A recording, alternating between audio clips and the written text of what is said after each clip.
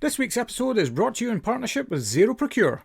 Zero Procure takes the time to understand your business, whether in hospitality or any other industry, and do all the heavy lifting when it comes to procurement. I'm delighted that their support will keep this show accessible and free to listen to wherever you access your podcasts. Please get in touch with them for a chat.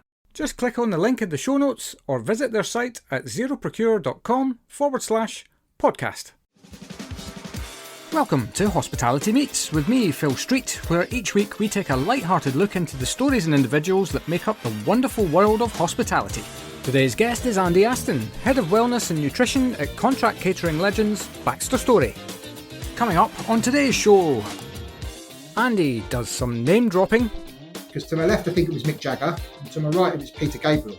Phil attempts to pioneer a new hypnosis technique.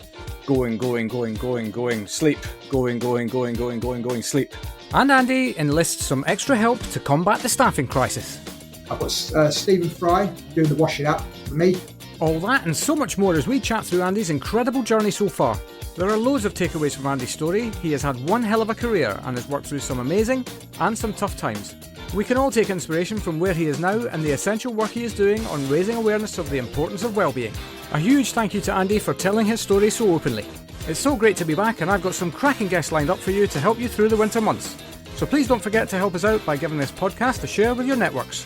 Let's get the world talking about our amazing industry. Enjoy. Today we're joined by Andy Aston. Andy, how are you?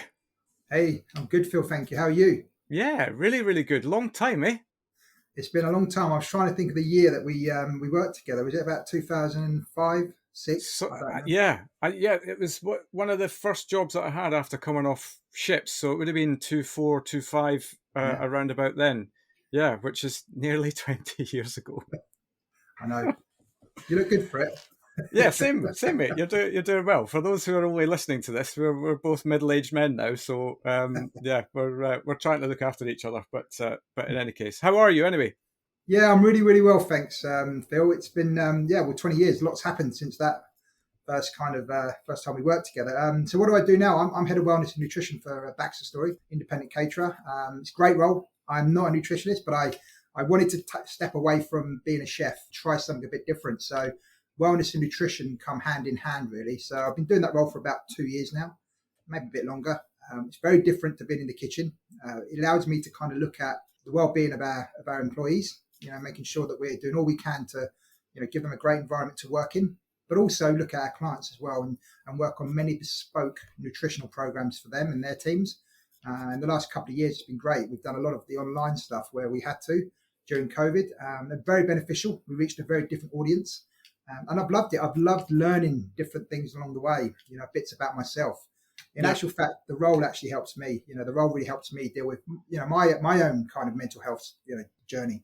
It kind of keeps me calm, and helping other people is always a good thing to do as well. So I love the role. It's really exciting. We're in an exciting period of time in the company. We're going through a lot of change, as a lot of industries are. But 2023 is looking good. I think it's going to be positive. It's going to be tough, but it's I'm excited by what's to come. And I think So I'm really good. Yeah, good. Yeah, and I think that there's a couple of reasons why I've been excited and interested to have this conversation. One, because we know each other and we've worked together, albeit it's probably only about 6 months, but regardless.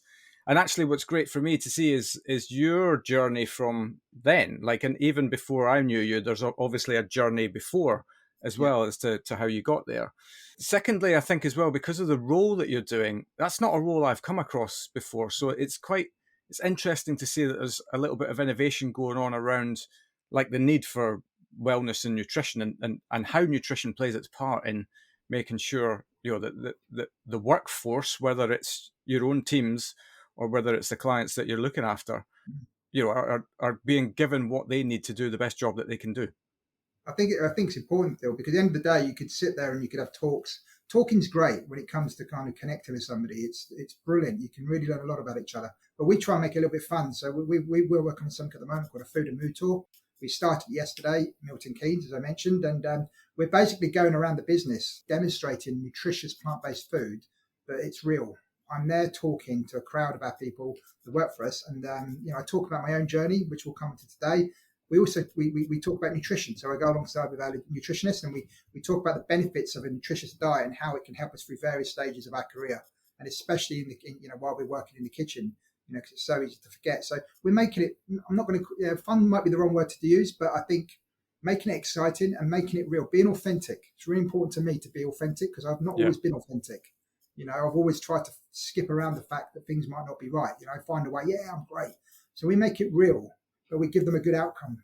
At the end of the day, there is help out there. There is, we've got this in place in Baxter Story to allow you to kind of, go away and do some research. So there's lots of positive ways we're looking at it, and we've done some great stuff on wellness. And it's, we spoke earlier on, if I can keep talking, we spoke about, we kept it all in. It was, do you talk about how you feel? Do you talk about that? We encourage that, and we really do encourage that. And it's we're getting some great feedback from the floor, from the stuff we've done, and that's important, because meeting somebody and hearing their story, you just might make their day, and you just might be able to help them. So, for me, that role is, that's why I like the wellness at the beginning.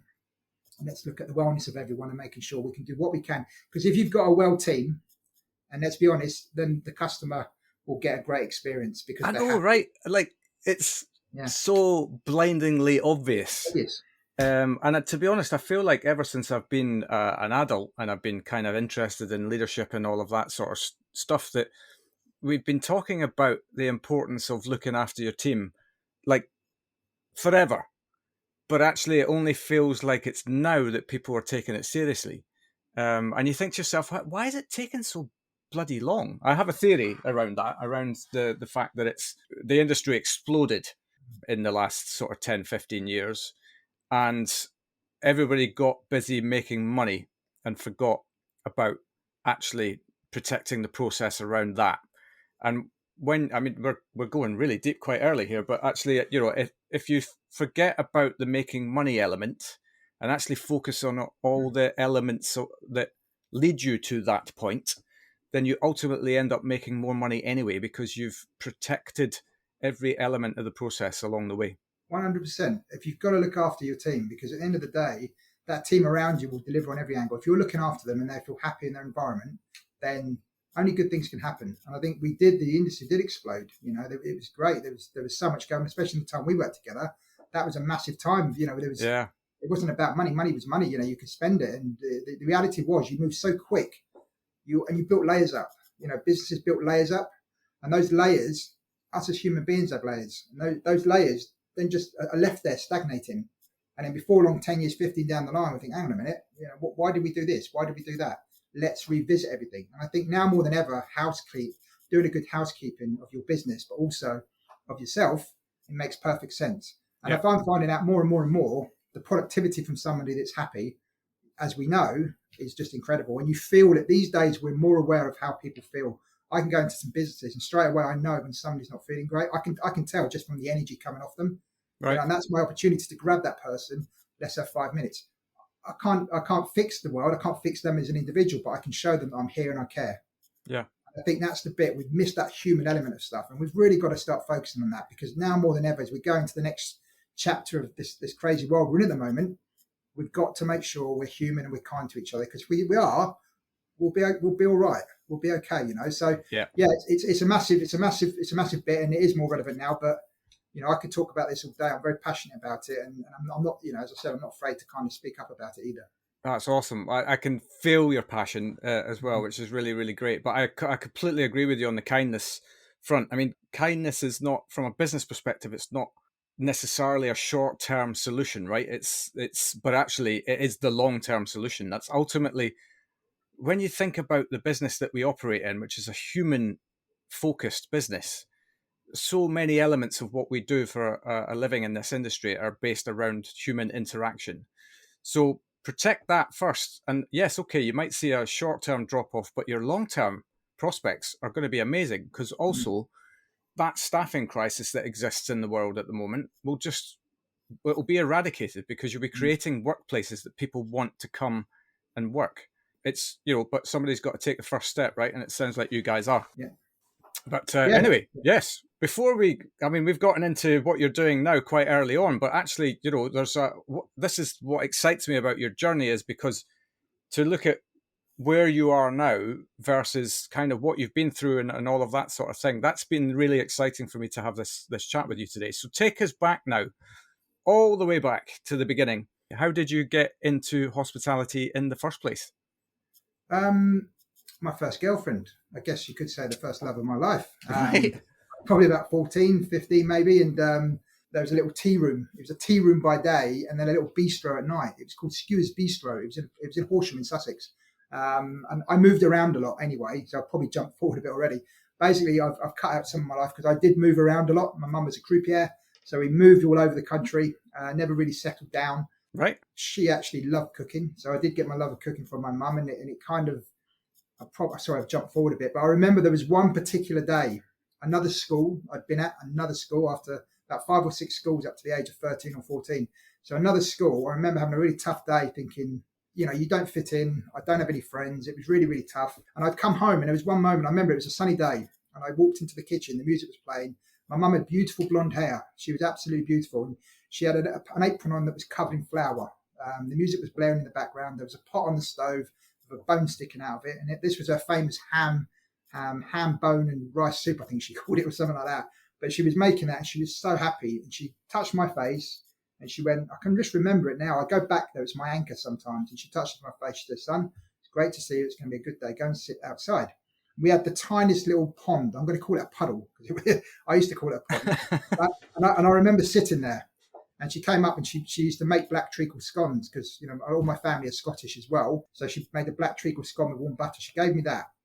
And again, she gave me a little peck on the cheek. And I thought, wow, this is incredible. It made me feel so much better having food cooked by someone I love. And I ate that. And then she brought me out a little bowl of soup. And back then, there wasn't a lot of spices. So there was cracked pepper, loads of pepper in this soup. And it all split.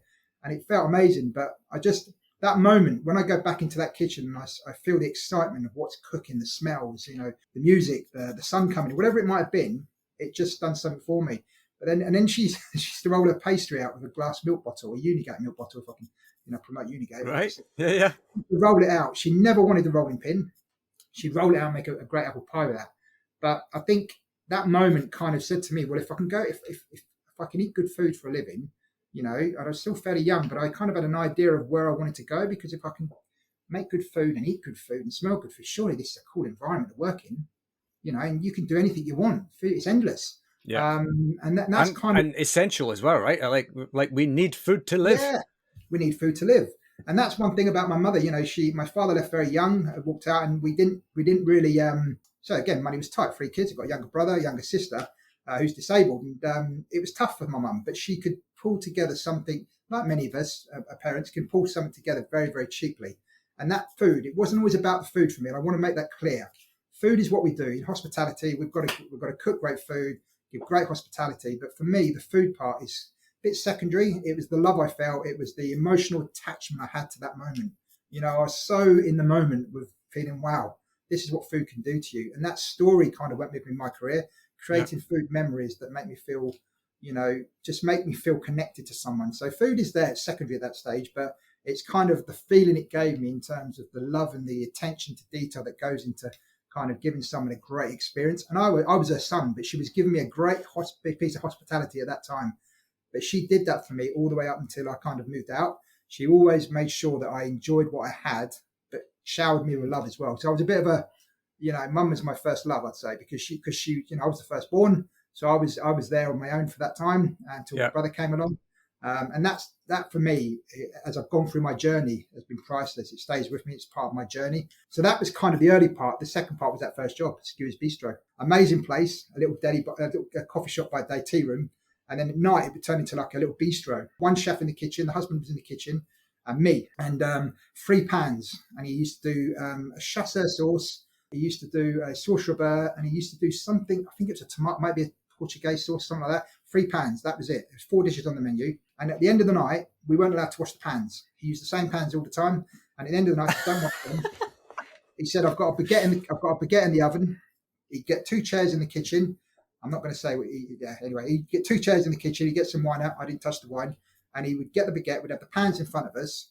And we would just get the bread and we would scrape all the good stuff off those pans and sit there about midnight at night. And I was very young at that stage. I probably shouldn't have been working, but don't let that stop you. It was a great experience. Oh no, indeed. It was the most amazing thing ever. And I used to sit there, eat this bread, just all the good stuff from the pan. It was just, and that was kind of my first introduction to kind of like, I'm not going to call it a professional kitchen because it certainly wasn't, but it was, it was a brilliant, brilliant experience really. And so that's kind of, those two experiences there were kind of very precious to me because I've never forgotten them. I've achieved so much in my career that I've forgotten a lot of it, but I've never Right. forgotten that piece. And there's the reason that, it's important to me to remember those times. Yeah, but these are the important moments, right? These are the things that define your path. Ultimately, these are the things that make you go, "Wow, this is incredible!" Like, and especially as a young person, when your experience is limited and all of these sorts of things, these moments are the most important part of your career. Because if you have a bad moment in that moment, then that takes you away from that path probably forever. But that it's the sliding doors moment, isn't it? You work for somebody who's not passionate about these three sauces that he does, but actually you're getting a new food experience by doing what you're doing, by sitting there at the end of service and mopping up all the lovely stuff at the bottom of the pan. It was great, and we got tips as well. My first experience of service. I'd have to take some food out to the restaurant, so I learned quite a lot in that period before I went on to do Daverley. So, yeah, I think it's not always like that. Unfortunately, it's 100 miles an hour, as we said. But hold on to those memories because you can still recreate them as you go. Especially if you're young going into a career, you can replicate those memories. You can take them into your environment. Don't let anyone stop you from saying no, you must do it like this. Try and find your own identity. So yeah, it's really important. I think it's massively important to find the fun, right? That's the most. That's the thing that will, because every job will have its moments where you think, "What am I doing here?" But you need to be able to, in those moments, kind of go within and as you say, remember the good times. Remember why you're here in the first place, and if it's something is not right, then talk to somebody about it or change it or whatever, And but yeah, always find the fun. And then you'll just be having fun all the time. Yeah, 100%. I mean, listen, it's never always, it's tough to find the fun times these days, but I think it's how you as a leader implement that and make it number one. At the end of the day, leadership's so important now because we've all got to make money, we've got to pay bills, we've got to please our customer. But let's try and make it as nice as possible for our teams and for ourselves. Because at the end of the day, we've got to feel good as well. We've got to feel good because we've got to lead by example. And there's going to be days when we're not feeling great. And that's when you've got to find yourself and make sure you're true to yourself as well. If you're not feeling great, take yourself out of the firing line. Don't push that onto your team. Yeah, absolutely. So are we at the chip shop yet in your journey? The chip shop, Brunswick Place. No, we'll go. Let's go into the chip shop. So, we probably need about 4 hours to go.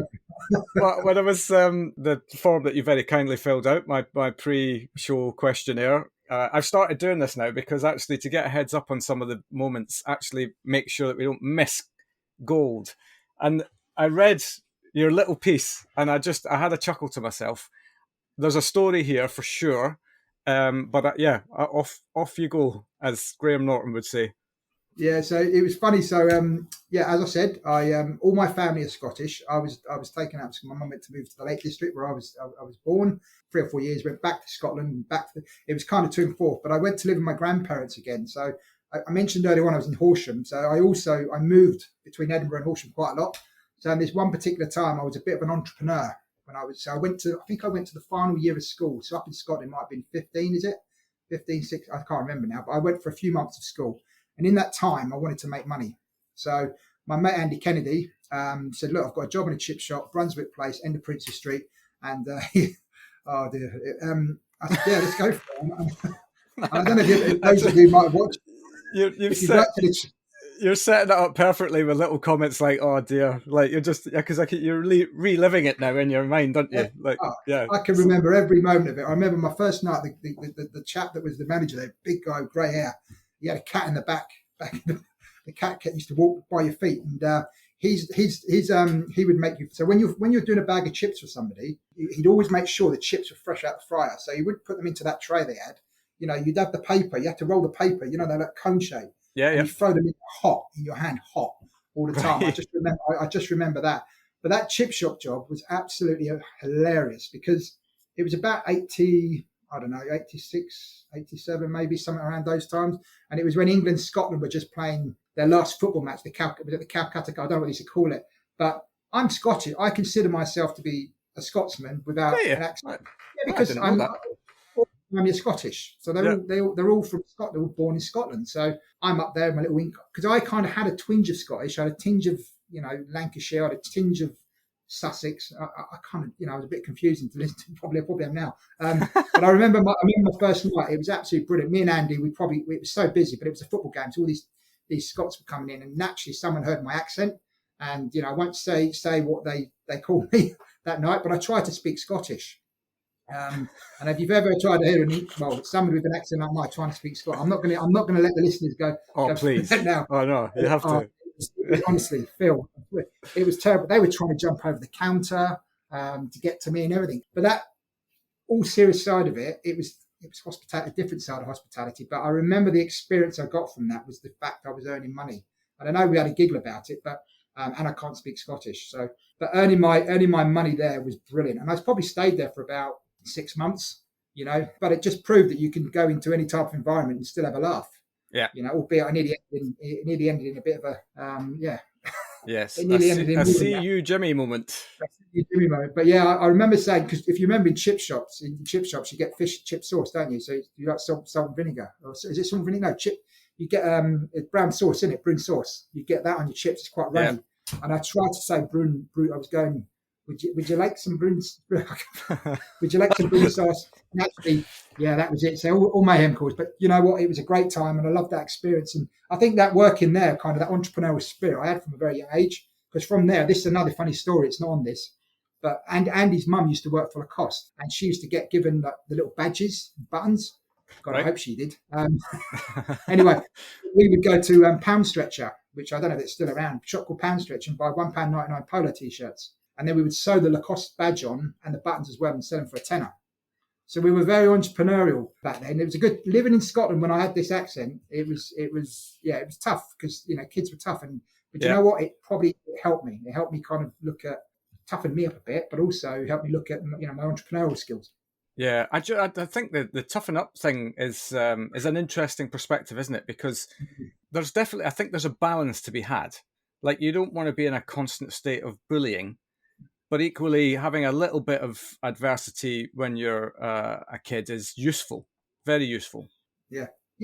Listen, I don't condone bullying or anything like that at all. I think it's terrible, but kids are kids, But there has to be a time when you need to step away, because that trauma, we'll go into that a bit later.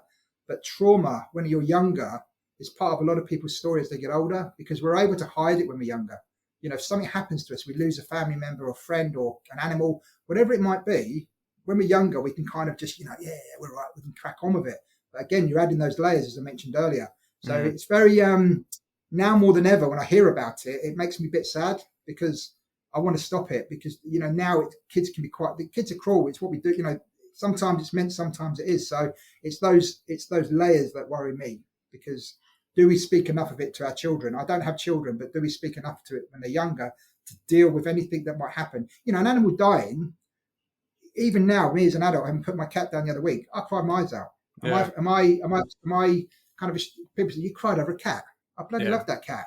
Wait till you have a cat of your own. That cat was with me all through my tough times, and it was always there, unjudgmental, etc.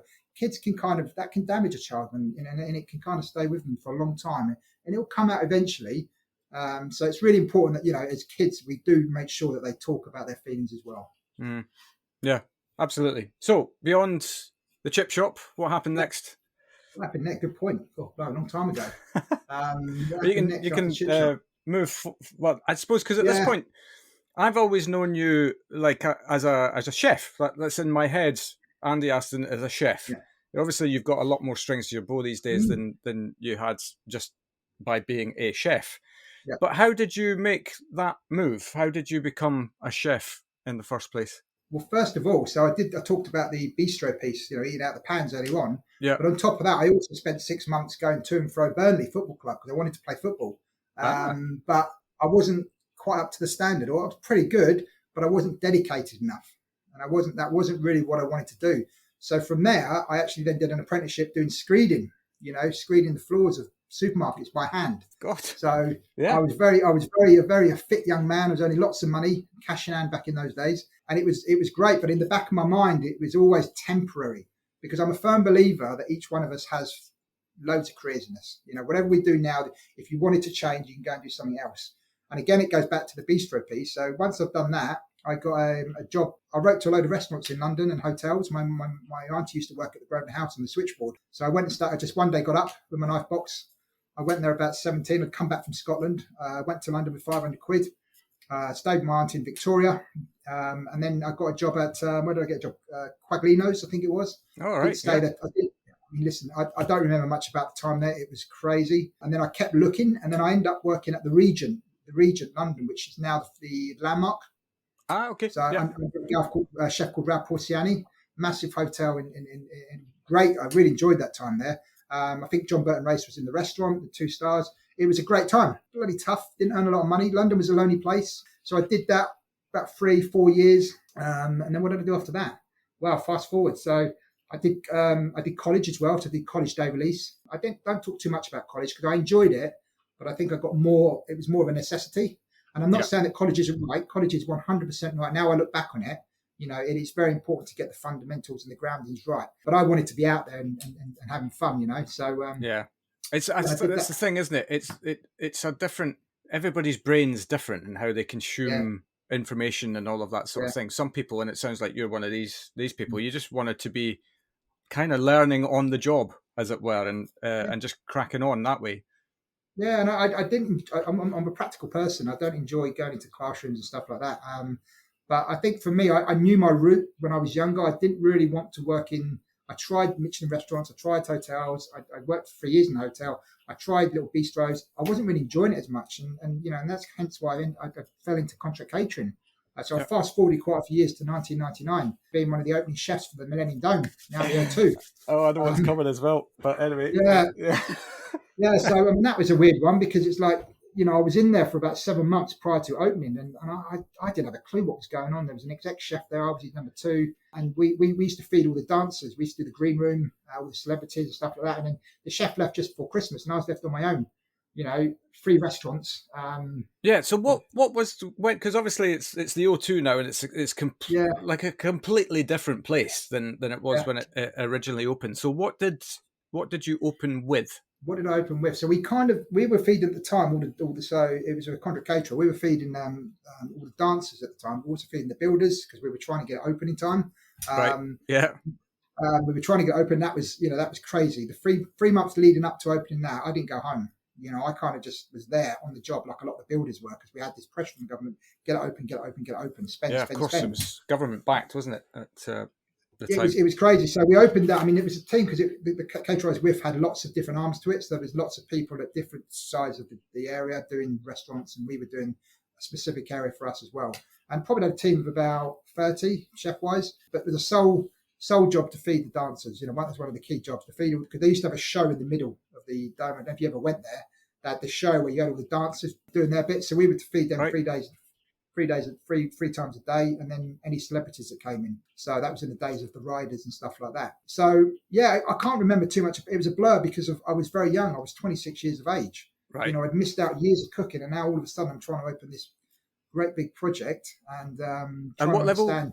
What level were you at? What was your? I was probably fast track to a head chef, exec chef. Really, Jesus. Because of the situation we were in.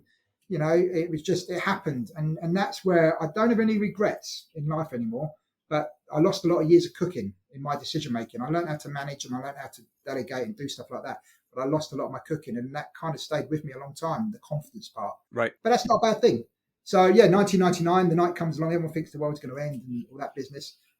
Millennium Bug. Millennium Bug. I'm kind of got my team together. We've got Jules Honda, his crew there. And then in the green room, we're only meant to do 20 people. I think we did 150. So I picked Charlotte Church up. If you remember Charlotte Church, the Welsh singer, she was about 13 or 14 at the time, in my little golf buggy. So I picked her up and I was dropping her around. And then I've got Stephen Fry doing the washing up with me. I've got Mick Jagger, Mick Hucknall, Simply Red over there doing his bits, and Heather Small singing in the corner. And I remember just being there cooking, thinking, this ain't bad, is it? This is right. surrounded by and Stephen Fry, what a lovely bloke, but they're in there washing up. And that was probably that was a really, really, really interesting night, a really interesting night. But again, another insight into a different side of hospitality, something very, very different. For Because the sure. riders were there, the cause, they wanted a case of Guinness. No, they wanted a fridge of Guinness. And they even took the fridge with them. So when they leave, they take it all with them. It's not like it was brilliant. It was a great time. But the funny part about it all, so I was probably there about 7 or 8 months. I didn't stay long after January. I was going to start up a new company. But it was one night. It was a funny moment if we're moving on to that bit. It was, Yeah. I was, can I say taking a pee? Well, I've said it now. Of course. So, Yeah. so I was in the jets taking a pee after a very hectic session, and I was singing to myself. And I don't know what I was singing, but it was. I used to sing to myself. It used to get me out of my crazy head. And I looked. 2 jets came in. One went one side, one went the other, and I just kept on singing. And I just remember a little bit of giggling going on. I looked to my left. I thought, looked to my right. I thought, okay. I kept going.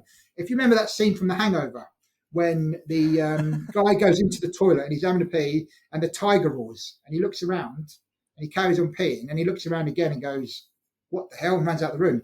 Well, that was me, because to my left, I think it was Mick Jagger, and to my right, it was Peter Gabriel, My God. just staring at me. And it was, and then just outside the door, I didn't put it on the form, was Ruby Wax, who was waiting for one of them to get their autograph.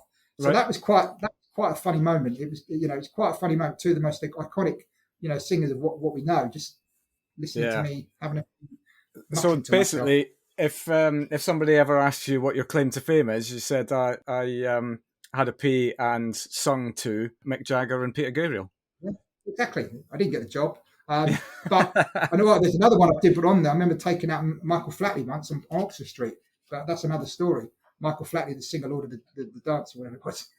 When you say taken out, you mean like I took him something? down. You didn't take him No, out like a rugby tackle. yeah, no, I took him out. I was doing a sales job on Oxford Street. I had to go and get some plates from one of the stores there, and I remember come flying out and I hit him, and he just went down like that. A couple of security guards were on top of me, going, "What are you doing?" I said, "I don't know." Well, this is Michael Flatley. I said, "I don't care. I've got a sales job. I'm off." Yeah. So yeah, we've got loads of stories. If you got a load of chefs on there, you would hear some funny stories. I can only imagine. Yeah. But that's one of the things that I love about, one, doing this podcast, but 2, generally just speaking to people who've made hospitality their career. You don't have to go digging too deep to get these moments of fun and mentalness, and just these moments where a lot of people would go, God, if somebody hadn't told me that had happened, I'd have thought you'd have made that up. Yeah, and honestly, I caught up with a friend last night, and some of the stuff reminded me of it. It's like, wow, yeah, we'll leave that for another day. But that's why it's good. Chefs never, you make friends in this industry for a long time, and you might not see each other like you. We haven't seen each other for that length of time, but you can pick up again, and you feel comfortable in each other's company, and that's the nice thing about this industry. It's you feel comfortable talking to each other even after all this time. No, indeed. Absolutely. Well, I mean, that's one of those jobs that I think that people would look from the outside looking in and go, wow, that's incredible. And especially at that time to open it, must have been, as you said, quite incredible, but also, it's just a hamster wheel, right? You're just going, sleep, going, sleep. Maybe a bit of food in between sometimes, but you don't. The thing is, again, that's another part of the journey. You're there, you're pleasing everyone, but you're not realizing that underneath it all, you're starting to suffer because you haven't focused on yourself. You don't open, and you're not looking at, you're not doing everyday things that a normal person would do. Like go to sleep, eat breakfast, talk to family, friends, do stuff. You were just focusing on making sure that job's right. Yeah. Because you're happy because you're like, wow, I'm 26, I've got an exec chef job, I'm opening this. Look at me, and I walk around. I was like the king.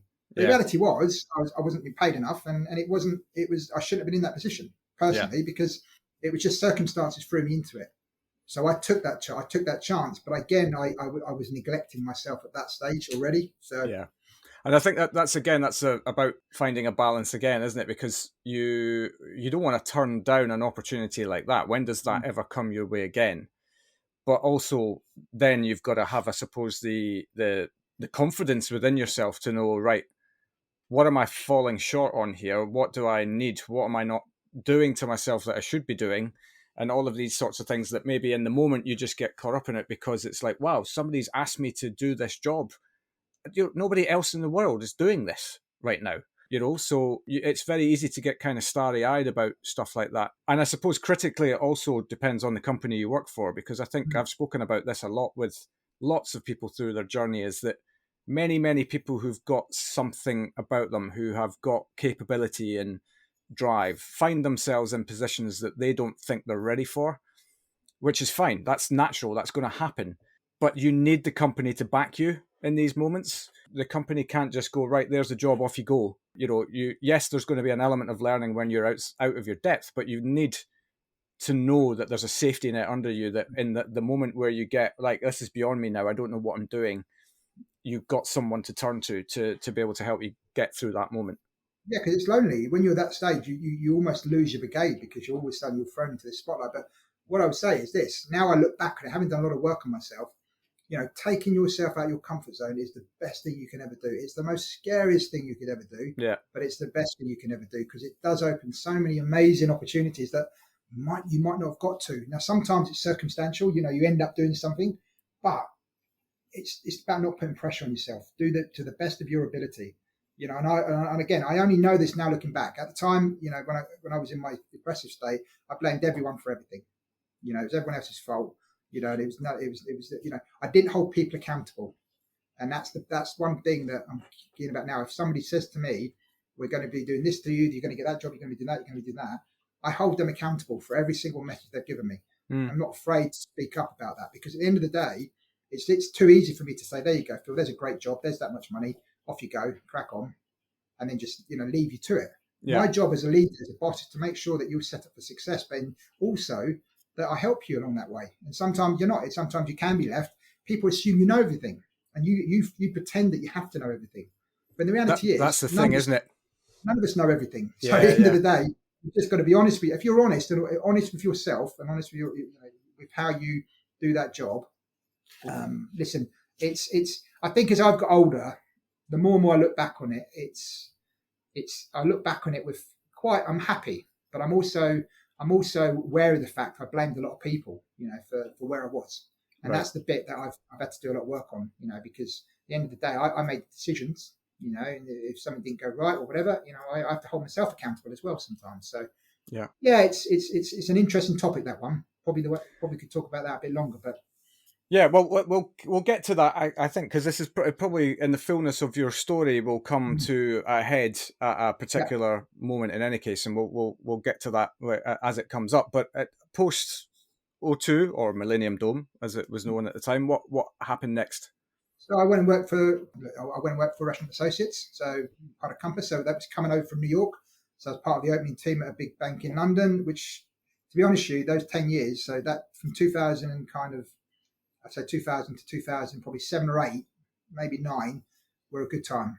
That time in contract catering was electric, and I felt at the time, it was really, really, the food scene was just blowing up around London. It was getting bigger and bigger, but especially in catering, contract catering, it always had that stigma against it. There was, this, that, and the other. Yeah, sandwiches and salads.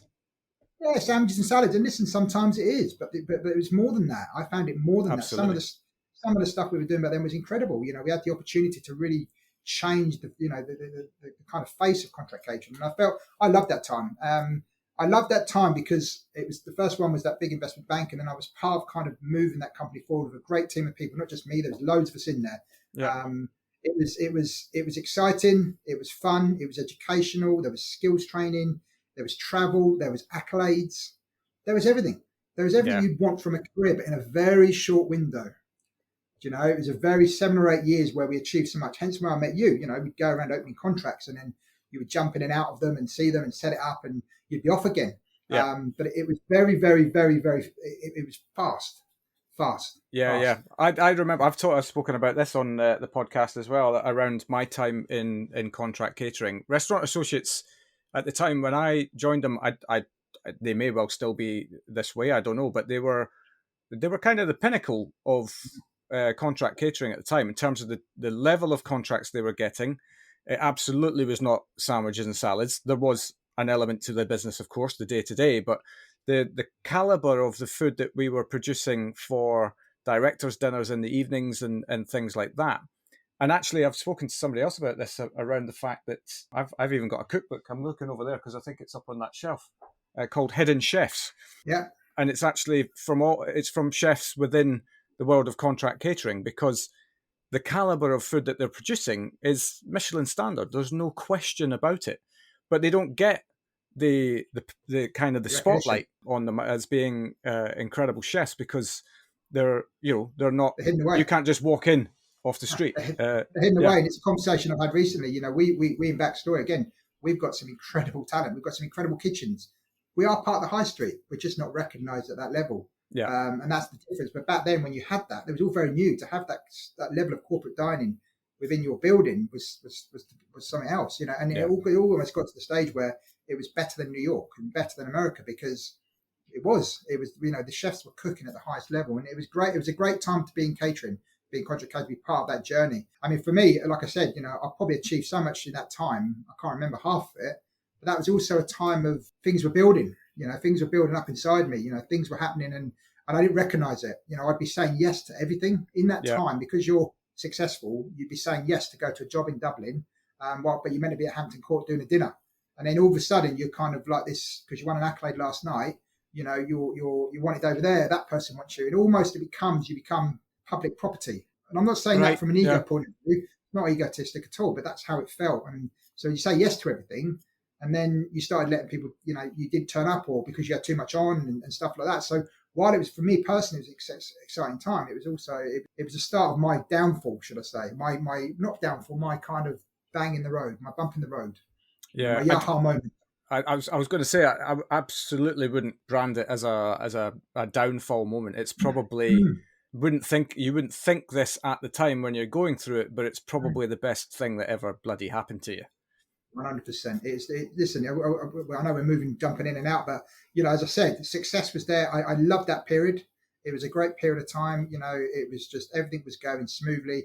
But again, I was moving all over the place. I had rooms in Kent, I had a room in Sussex, I had a room in London. Right. I'd get home some days not knowing where I lived. Where do I go tonight? Yeah. I'm only earning this much money, but I've got 3 rooms. It was all a bit chaotic. Yeah. It was becoming very chaotic towards that sort of time. So if I fast forward a bit more, so 2007, 8, so that's when I had a big operation. I'm not going to go into too much on here, but I had a big operation which kind of knocked my confidence. I kept it quiet for quite a long time, and I carried on. As you always do, you carry on. Yeah, the show must go on. Yeah. Stiff upper That lip, kind of. mm, Yeah, I'm strong. Look at me. I can do this. yeah, that happened to me. But I think it was about. It might have been about January, December time. I had the operation, and it was quite a big operation. But then, I kept it under wraps. But then I went back to work, and then it was one Sunday. I remember sitting in the office, on a Sunday, for God's sake. But that was my decision. I made that decision to go in, and I got a call saying, your mum's on her last rites. And I'm thinking, well, what's happening here then? It's she's 56 years of age. What's going on? So Yeah. I'd have to drop everything. I know we've moved forward a bit, but I had to drop everything and kind of get to Edinburgh. And basically, she'd had a bit of cancer. She hadn't told us, but she'd also had a stroke. And I remember that moment being at the bed there. I was told that she's probably going to go any time now. My sister's disabled, I mentioned earlier. But this is my moment. This is my moment where it was all going to come to kind of, But I remember sitting there holding her hand, and I didn't leave her bed for 3 days, because every time she said she was going to have her last breath, she breathed again.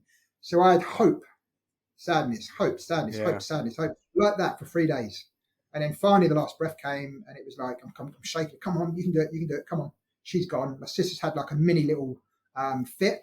She's got into kind of a fit. They've had to take her to the hospital. So it's almost like I'm an out of body experience, something like that. And I'm thinking, okay, fight or flight. I need to work this out now. Right. Laura needs to be looked after. Mum's gone. Brother's there. Right. Got to organise a funeral. Not thinking about me again. But then that was the kind of start for me. And I just had my operation, as I said to you, a couple of months before. Yeah. So I was in this state of, I need to forget this. Let's go and find some drink. Get drunk. Forget about it. Really. Right. And so we went to the Fringe Festival to laugh, because that's what I thought was the best thing to do. Yeah. It was at the time of the Fringe in Edinburgh. And but that was where, that moment there, I went into overdrive for 2 years, up until about 2009. But in that period, there were dark days where I wouldn't go to work for a week. I literally couldn't leave the house. I was so depressed. Right. In that little period there. And naturally it got to the point where, you can't have your job. At the end of the day, you're not turning up. But I couldn't speak up. People knew what was going on, but I hadn't told them all of it. I just said, Mum's died, etc., etc. This is what I'm going through. But I was going to Scotland every weekend as well to look after my sister. So I really put so much pressure on myself because I thought that was the right thing to do. Yeah. But the reality was my layers were about here now. They're about there by my chin. I had so many layers of trauma running through my body that it was like something's going to give, but it didn't. So I mean, by day, I won an accolade in 2010, and I remember that night I won this big. I can't remember what it was, but that night I remember winning it, and I remember the next day I spent probably 2 days at in a graveyard. I used to go to the graveyards, so at night I would just go to the graveyards and just sit there and cry. That's all I did, and then get up in the morning, head up, go to work. Yeah. Look at me, Right. good. Yeah. That was my existence for quite a few years. Right. It was a really, really tough time, but I continued working until, ultimately I was let go because, I did good service to the company, but I wasn't speaking up about what was really going on. So I thought the best thing to do was to walk away from it all, walk away from a big job, and not have anything. And that's what happened. And then that was with me, that I was carrying all this with me, this burden. My sister was a real burden. It was becoming really tough for me to kind of control things. And I think it got to the stage where, again, I drink too much. 100%, get rid of this pain. Take me somewhere to get me away from this pain. I don't care about work. I didn't care about anything.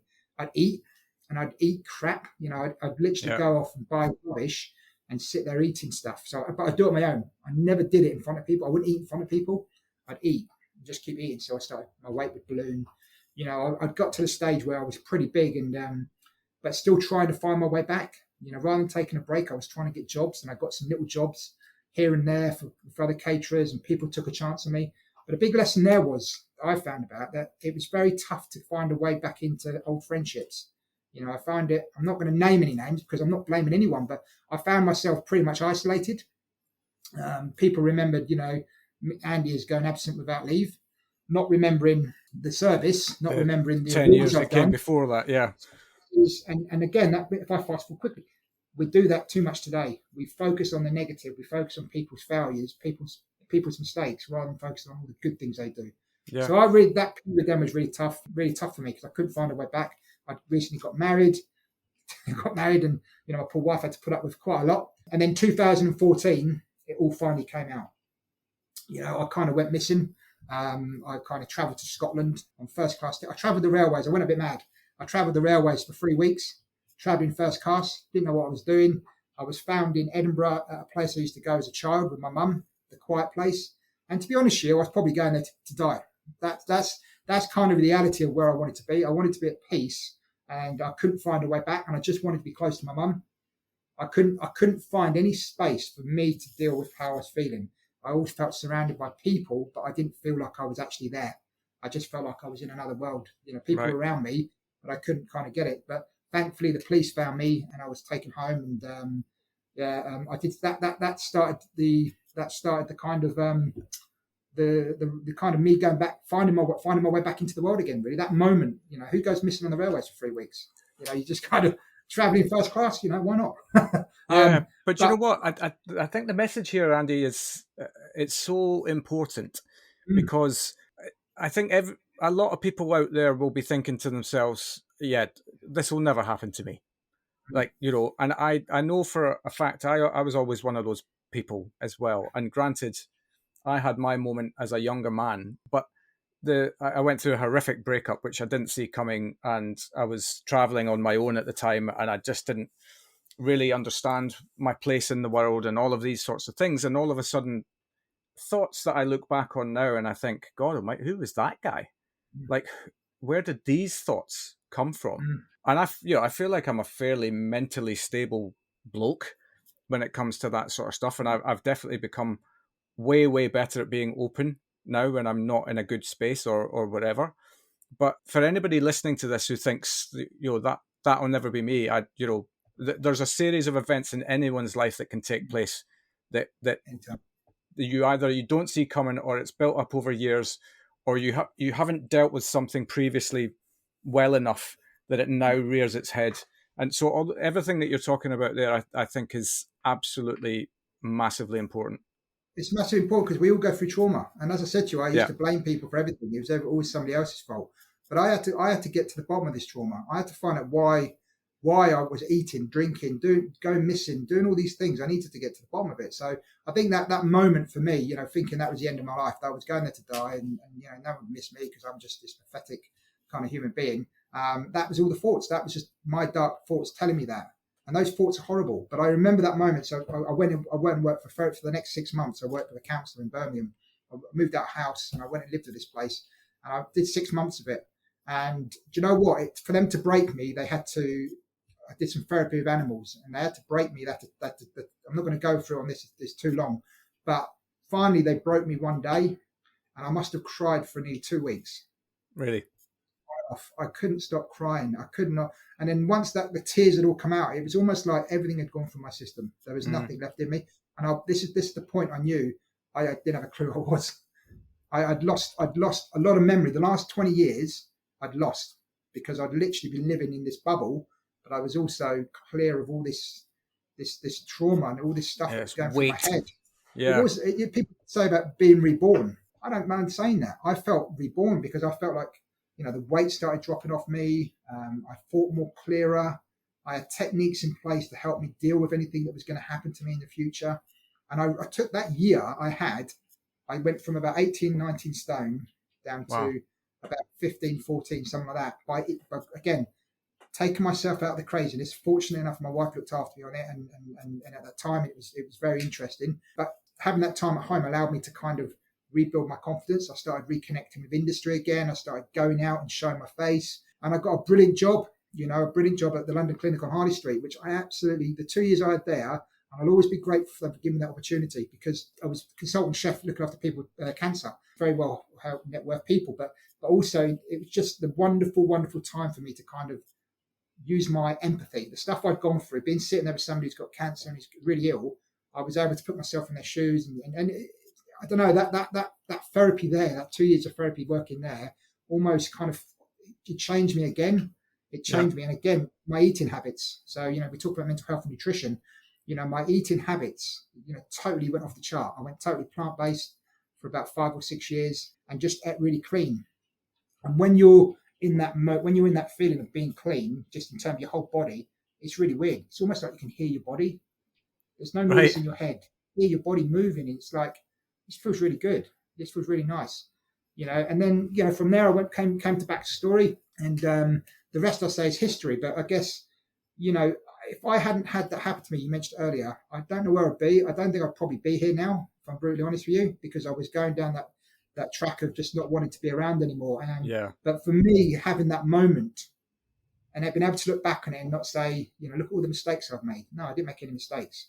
Life happened to me. It just so happened some of it was public. Life happened to me. And do you know what? I look back on it now thinking, no one really cares about my problems sometimes because we've all got stuff going on in our lives that have affected us. Yeah. But if I can just help one person, just just along that journey with my story, then that's all I want. I don't talk a lot about my journey. People know some of it, but I think there's more depth to it. But I think what I'm trying to say is this industry allows you a way back in. It also allows you to grow in different parts of it. One area might not work for you, but another area will. Yeah. And that's kind of how today, I still get miserable some days. I like to go and put my slippers on and play my lovely dog Buttercup. She's my kind of therapy these days. Yeah.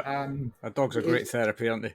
Oh, it's just the best thing ever. But that time's allowed me, especially recently that time over the last kind of few years, it was really tough. And we went into lockdown, didn't we? Lockdown was.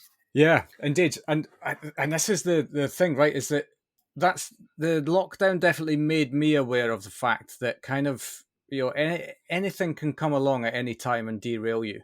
Like, I work in recruitment and, obviously with an industry being shut down, my industry requires a buoyant industry to be successful.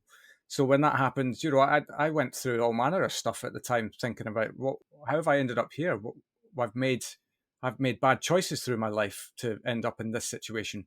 But the fact of the matter is that nobody had the tools to know what to do next in that situation. And there's almost an inevitability about that, isn't there? The fact that there's always going to be something that comes along that challenges you. And I think the good thing is the reality was we're all in it. The whole world was involved in this one massive thing. And I think, we talk about dark days and when things happen, the unpredictability of what was, we thought would be a couple of weeks, and what it turned into. And I used a lot of my skills, my survival skills. I'm going to call them my survival skills because that's what I call them these days. I used a lot of my survival skills helping myself get better, in that time. So, because it was, people are suffering now still from that. We're still not over that.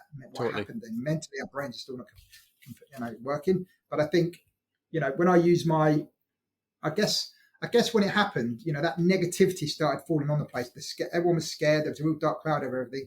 I think, if the Andy of old would have just gone into kind of lockdown, right, let's eat, let's drink, let's do whatever we need to do to get by. That'll make everything better. Yeah. Let's go and help people. Let's go and help the community. Let's get to know your friends and neighbours. And I actually found that time the most rewarding of my career. The toughest, apart from my, what I've just talked about, but that time as a career where people came together, we came together as an industry to help the homeless, the sick, the NHS. Yeah. Was what was incredible. We just literally looked out for each other, and I loved that time. I fed the local hospital near me in Surrey, we for the first 6 weeks of that, and it gave me purpose. Yeah. That time gave me purpose. I don't know what you felt when you were doing. I mean, it's... Yeah, well, this podcast got started. That gave me purpose. Yeah, for sure. And I think I was going to do that anyway. It just so happened that the pandemic came along, and because there was nothing else to do, as it were, let's just get the podcast off the ground. And maybe in a weird way, it helped me because perhaps I'd been procrastinating about launch dates and all of these sorts of things because, other work was getting in the way. But yeah, I learned through that period, especially through talking to so many different people, it reminded me just how many amazing people work in this industry. And we forget that sometimes. We get bogged down in the day-to-day stuff, and we're always talking. It never seems that we stop talking about the problems that exist, but actually beyond the problems that would exist in any other industry as well. Every industry has its own individual problems. Is that, underpinning our industry is just a massive collection of people who give a shit and they want to do good by themselves and those around them. And yes, there are idiots in amongst that, but that's the same in any industry as well. But your point really about in terms of what something like this does to you, I think it just makes you question everything about yourself. And I haven't been to the level of trauma that you have in your life and career so far. Touch wood. Hopefully, I never get there. But I think the things that I've learned through the years and speaking to people is that actually speaking to people is the greatest gift that you can give yourself. It's not about take. It's just about giving yourself over to somebody and giving the fullness of yourself to them. And if that means that you're having problems at a certain time, give them that as well. Don't just give them the good stuff. And it's, I suppose here I go, I'm going on one of my rants. I suppose it's like social media now. Everybody's social media profiles is just rammed full of their holiday pics when they're out for food and all of that sort, all the good stuff. But nobody ever sends a message saying, I'm really struggling today. Anybody around for a coffee? Because we still haven't got there as a society. I think the first reaction when you hear somebody say that online is they go, oh, they're just looking for bloody attention. Yes, they are. And we need to give them it. That's the point. Chat is free. And if I've learned anything, not talking about my feelings in the past, built those layers up. Now I don't stop talking about it. And then, and the good thing about that is I can get vulnerable. So if I'm coaching somebody, one of a team, I'll get vulnerable with them. And that normally opens the doorway. It's really, really important that we do open up. And I'll say again, it's so important because otherwise, it's just a dark place it can take you. And I think if I've learned anything over the last few years doing this role, it's all my experience of what happened. And again, I don't do this for pity. I'm not looking for anything like that at all. I've been able to kind of change as a person and be more mindful of what those around me. I never used to be, a very happy chef. I was always probably didn't mean long enough. If you talk to some chefs, they might say I was a bit of a dick because I manage with authority because that's how I was taught. Yeah. I didn't think, oh, hang on a minute, somebody's dog's died or whatever, let's give them a day off. I think now we have to be more mindful of it. And you talk about social media, we focused on the negative. The picture of the Queen the other day on Twitter shaking the new Prime Minister's hand. Everyone's going on about her hands, saying she's got charcoal all over her hands. And for what God's sake. What are you focusing that for? I think, like you said, we have to focus on the kind of positives in life. And I think now more than ever, I mean, I'm also the Wellbeing ambassador for the Craft Guild of Chefs UK. So I'm kind of, it's a new role. I've been doing it for 2 years. We do a lot of stuff around mental health, International Mental Health Day, and we do a lot of videos, a lot of talks around that, just to open up to know that there's somebody there to talk to. And we're very public with it as well. And that's good. And what I find is my social media, especially on Instagram, I get loads of people come to me on Messenger, which is brilliant. You know, the people that reach out to you, if you do a post that isn't a positive post, it's positive, but it's also a real post, it's authentic, it's about life, people do reach out to you. And they've got ways of doing that. And they can do that in ways that's private still. Yeah. Yeah. You don't have to air your issues into the public domain for sure, No. but don't keep them to yourself. I think that's absolutely. Superb, mate. Thank you so much for being so open about your journey. I know when we had our initial chat about this, I was very excited to have this talk because I'm this podcast will always go and try and find the fun, and we've shown some fun moments as well for sure. But I think it's also important that people take away the right messages. If there's learnings to be had from other people's stories as well, massively, massively important. And your message is one of incredible hope, I think, as well. Is that anybody listening to this who maybe, let's face it, there's still quite a lot of crap to deal with out there at the moment, is that just don't deal with it on your own.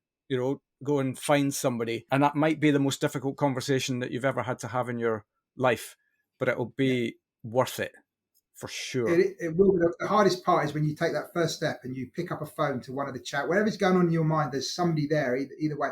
There's some great industry charities, like Hospitality Action. You've got My Black Dog, very incredible. But you can pick up the phone, you can do it in almost private, and that's the thing here. And I'll say this as well, if there is something going on, chances are it might have happened to someone else. It might have happened to someone else. Never be afraid to reach out. A loved one, a family member, a friend, a stranger, a colleague, or pick up the phone. There's always someone there. I know it's easy to say there's always somebody there, but there is always somebody there.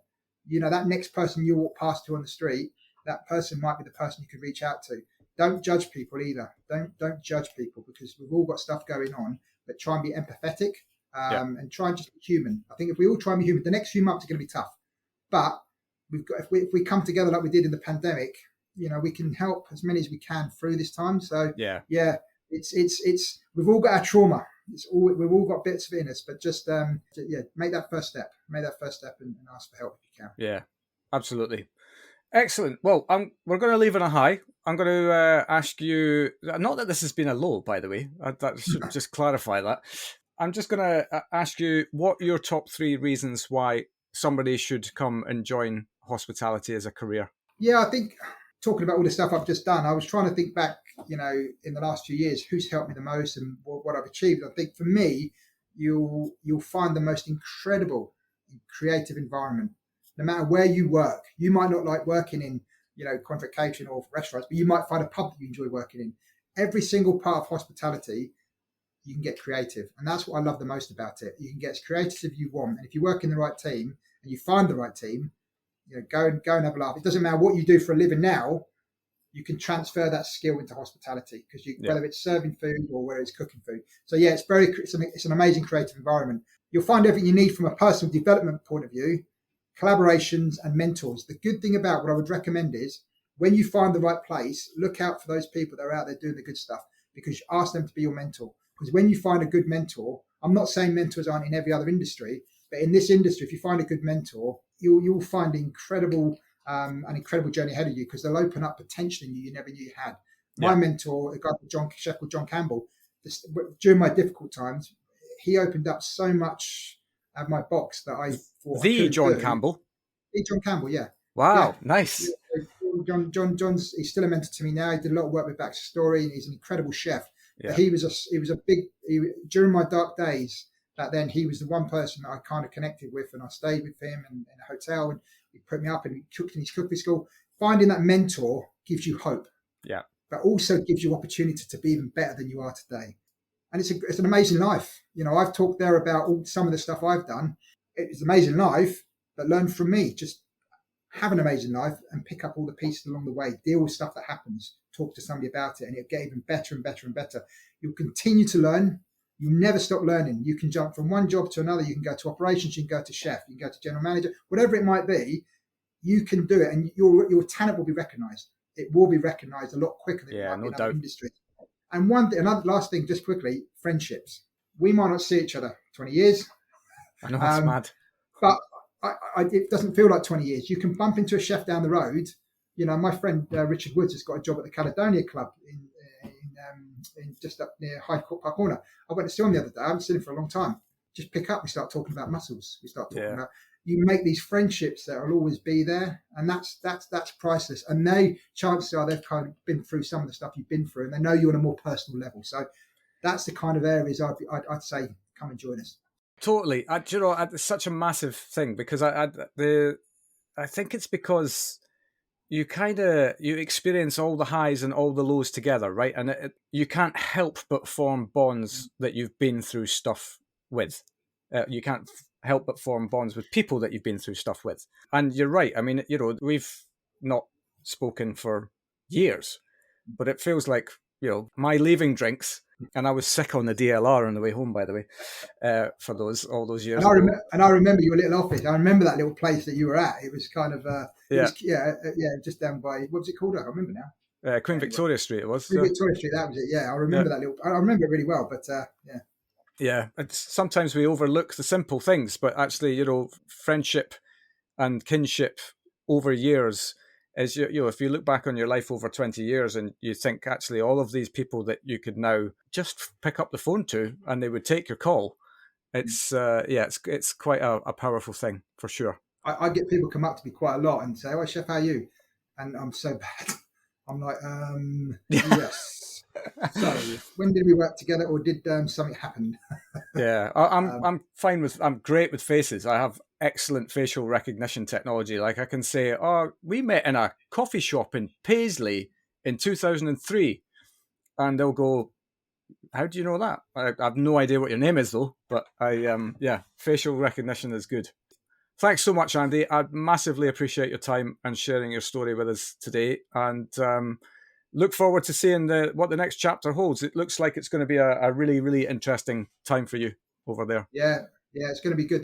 We've got lots of good things going on in Backstory at the moment, especially on the wellness and nutrition side, but just lots of good partnerships, collaborations with great suppliers. It's going to be a great time for our teams. It's going to be tough, but we've got some resilient people working behind the scenes to create something that's a bit special. So yeah, it's going to be a good 2020. It's going to be a good time. We've got to be positive, haven't we? Absolutely. Good man. Thanks so much, Andy. Cheers, Bill. Take care. Cheers. And there we have it. What an epic journey Andy has been on, turning him into a leader in one of the most important topics out there, well-being. Don't forget to keep looking after each other in the face of the world's challenges. It's massively important.